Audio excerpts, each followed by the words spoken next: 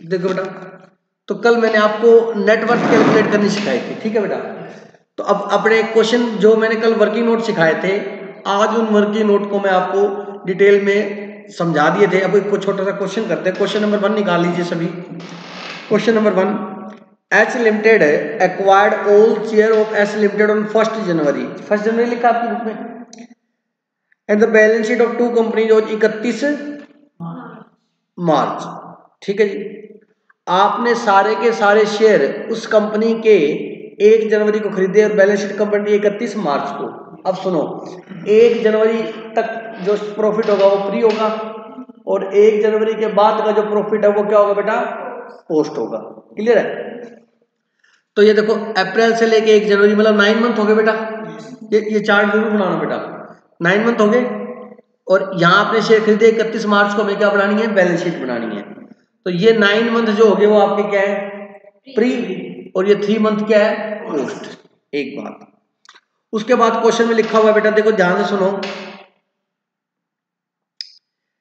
अब बताओ H limited क्या है इसमें, होल्डिंग, और एस क्या है, सब्सिडरी। अब बेटा ये जो वर्किंग नोट बनते हैं, ध्यान से सुन लो। होल्डिंग ने किसको खरीदा, सब्सिडरी को। तो इस वर्किंग नोट में सब्सिडरी का डाटा है, ये ध्यान सुनना। तो सबसे पहले क्वेश्चन में लिखा हुआ है कैपिटल एच की 5 लाख, उसकी 3 लाख। फिर रिजर्व दे रखे हैं सॉरी, रिजर्व में देखो क्या है, जर्नल जो दे रखा है आपको, क्या दे रखा है, 1 अप्रैल का। अब मेरी बात सुनो, मतलब इस डेट का बैलेंस बता रहा आपको 1 अप्रैल का। कितना दे रखा है, होल्डिंग का बेटा, होल्डिंग का, सब्सिडी का सॉरी, 150 हो रहा है। और ओपनिंग कैंडल कितना है, नहीं नहीं नहीं नहीं, गलती मत करना, रुको। ओपनिंग पेंडल नहीं दे रखा, जनरल रिजर्व के आगे लिखा हुआ है 1 अप्रैल लिखा हुआ है। तो मतलब ये ओपनिंग बैलेंस है 1 अप्रैल का 1,50,000। अब पेंडल के आगे 1 अप्रैल लिखा हुआ है, नहीं नहीं लिखा हुआ। अब बच्चा कंफ्यूज यहां होता है कि पेंडल कब का, बेटा बैलेंस शीट देखो कब की है, 31 मार्च की। तो पेंडल का बैलेंस 31 मार्च को 1 लाख रुपए है, मतलब इस डेट को 1 लाख रुपए है।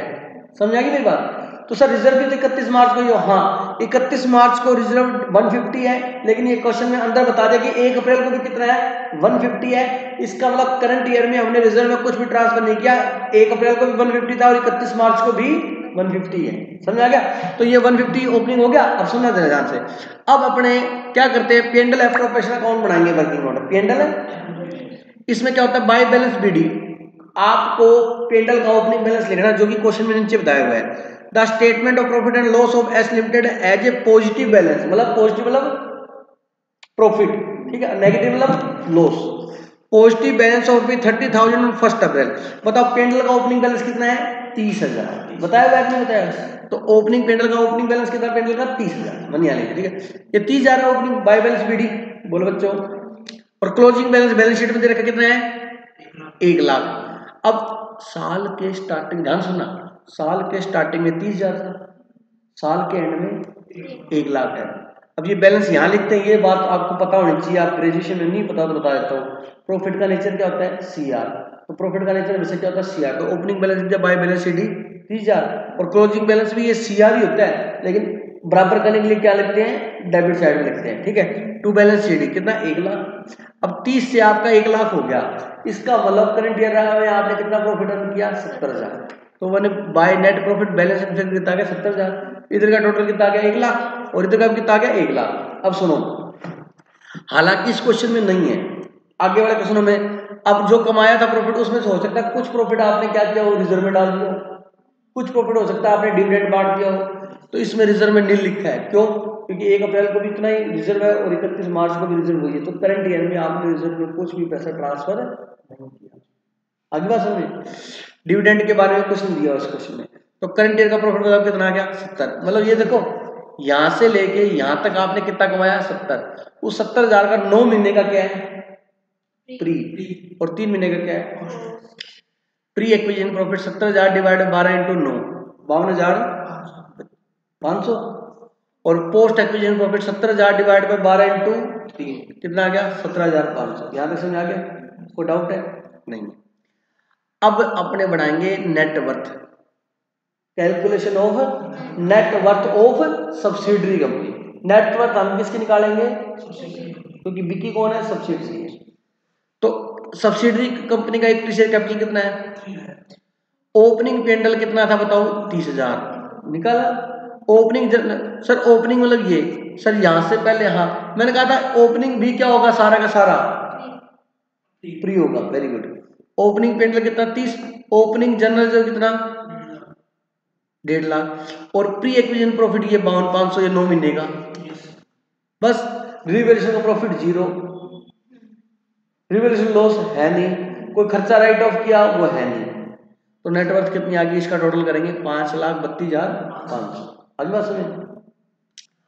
अब उसके बाद मैंने आपको बताया था कैलकुलेशन ऑफ गुडविल या कैपिटल रिजर्व। अब क्वेश्चन में देखो बेटा, आपने इस कंपनी के शेयर खरीदे, कितने में खरीदे, ध्यान सुनना। होल्डिंग कंपनी ने सब्सिडरी कंपनी के शेयर खरीदे, तो होल्डिंग कंपनी की क्या है, एसेट्स है। एसेट का नाम क्या है, इन्वेस्टमेंट। इन्वेस्टमेंट होल्डिंग की। अब बैलेंस शीट में एसेट साइड में देखो, बैलेंस शीट में एसेट साइड में देखो, नॉन करंट इन्वेस्टमेंट लिखा है 3,000 equity share in S limited लिखा है। कितने में खरीदे, 5 लाख में। अब आप खुद देख लो कि एस लिमिटेड की शेयर कैपिटल देखो कितनी ऊपर, 3 लाख है ना एस की, 100 रुपए वाले शेयर है, तो कितने शेयर एस के, 3,000, और 3,000 के 3,000 किसने खरीद रखे हैं, एस ने। तो 100% शेयर खरीद रखे ना। तो सुनो बेटा, cost of investment question there करा कितना है, 5 लाख। यहां तक कोई डाउट है, कॉस्ट ऑफ इन्वेस्टमेंट कितना है, 5 लाख। तो 5 लाख लगा के आपको इस कंपनी में हिस्सा मिल गया। इस कंपनी की नेटवर्थ कितनी है, 5,32,500। तो लेस करेंगे शेयर इन नेटवर्थ, नेटवर्थ 5,32,500, बताओ इसमें से होल्डिंग का कितना है, 100%, तो कितना आ गया, 5,32,500। 5,32,500 का सामान मिल गया बेटा आपको, है ना, कितने रुपए लगा के, तो 32,500 आपको क्या होगा, प्रॉफिट वो आ जाएगा कैपिटल। वो डाउट है यहाँ पे। थर्ड वर्किंग नोट था माइनॉरिटी इंटरेस्ट, इस क्वेश्चन में 0 है, क्योंकि 100% शेयर किसके पास है, होल्डिंग के पास। कैलकुलेशन ऑफ माइनॉरिटी इंटरेस्ट क्या आएगा, नीला है, हो गया। नेक्स्ट, अब बेटा calculation of consolidated P and L of holding company. अपने को होल्डिंग कंपनी का टोटल प्रॉफिट निकालना है, तो उसका सबसे पहले होल्डिंग कंपनी का निकालना है ना काजल। तो पहले होल्डिंग कंपनी का पेंडल देखो बैलेंस शीट में कितना, होल्डिंग का देखना 2,50,000, ये देख लो बेटा। तो पेंडल ऑफ होल्डिंग कंपनी कितना, 2,50,000। अब सुनो, ये जो पोस्ट प्रॉफिट था, प्री तो नेटवर्थ में आ ही गया, पोस्ट प्रॉफिट किसका, सब्सिडरी का, उसमें से हिस्सा किसका है, होल्डिंग का, लेकिन इस क्वेश्चन में 100% ही है।